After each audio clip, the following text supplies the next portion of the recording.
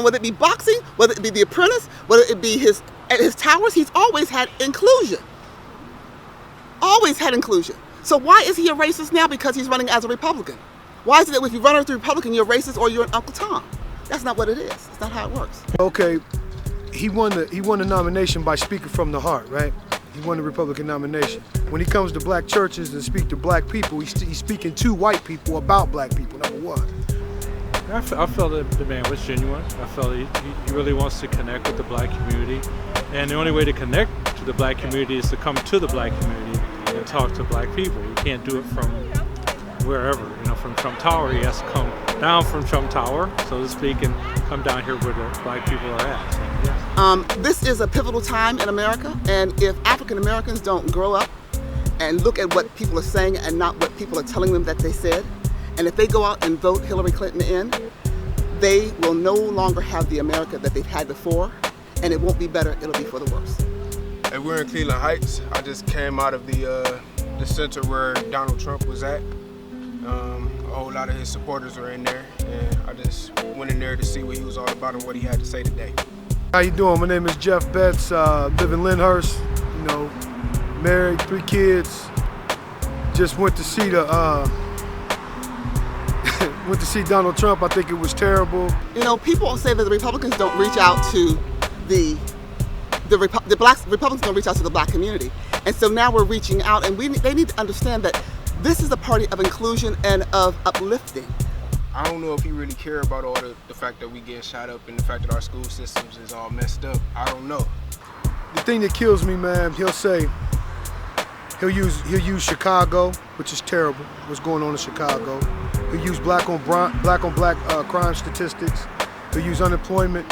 He'll use all these different things. He'll talk about how the black father's not in the home, but he won't address the white supremacy that made this. This is the end result.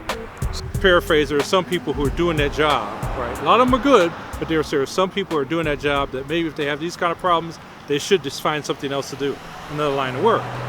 And those are the kind of people you need to weed out. They're good cops, and of course there are bad cops and things like that. So he said we have to find the ones that don't belong there.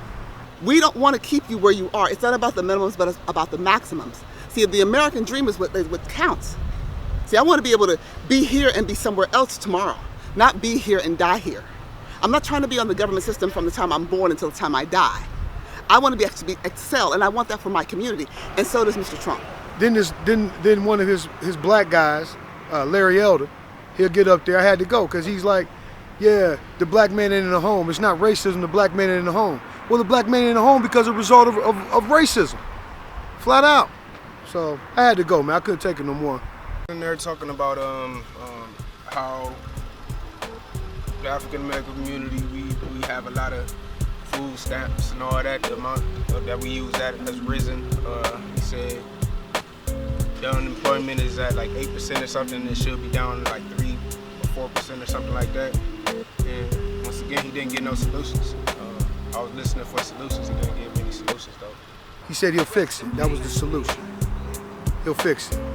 If you look at his track record, his corporations, he actually does have black folks working for him.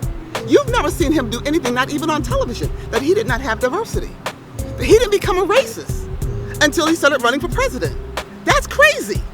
The largest points that he brought out in the meeting that most people don't want to talk about was during the Johnson administration, there was a basically, I call it a gag order against houses of worship, against pastors, saying political things or supporting political causes from the pulpit.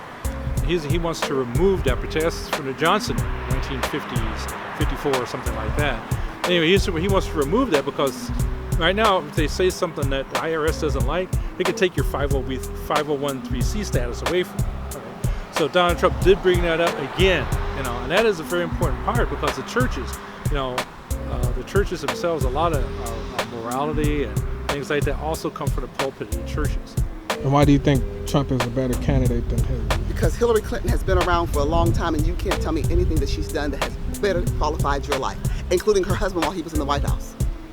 You tell me one thing that he did, one thing that she did in the last 40 years that has affected your life. If you really want to point somebody out incarceration of African American males, why don't we talk about 3 strikes you're out? He goes right to a piece of paper, a notebook that somebody else wrote for him. You see what I'm saying? So when he's speaking out where he's comfortable, he's speaking from the heart. When he's speaking to African American people, you know what I mean? He's speaking off of a pre-rehearsed page. I mean, that just says volumes. Okay. You people, you people. I mean, it was crazy.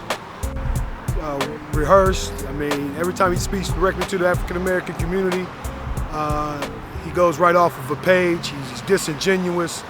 I watched Omarosa in person get in his water. I mean, like a little nanny. I mean, it was just to see it up close in person. I was sitting front row. It was just. I was actually just going just to see it up front. I watch Hannity all the time. I just wanted to see how it works behind the scenes, and it was what I thought it was going to be. Rehearsed, very prepped. You know, they put on who they want to put on. Mm-hmm. Everything is pre-rehearsed. So yeah. So that's why I think he is a better candidate. I think at least as a black community. Now, we've tried the Democratic style for years and years and years. I mean, it's like I told one of my friends on Facebook, you know, if you're driving around in town and you constantly turn left all the time, to really go somewhere, at some point you got to turn right. So let's turn right, you can always turn left again later.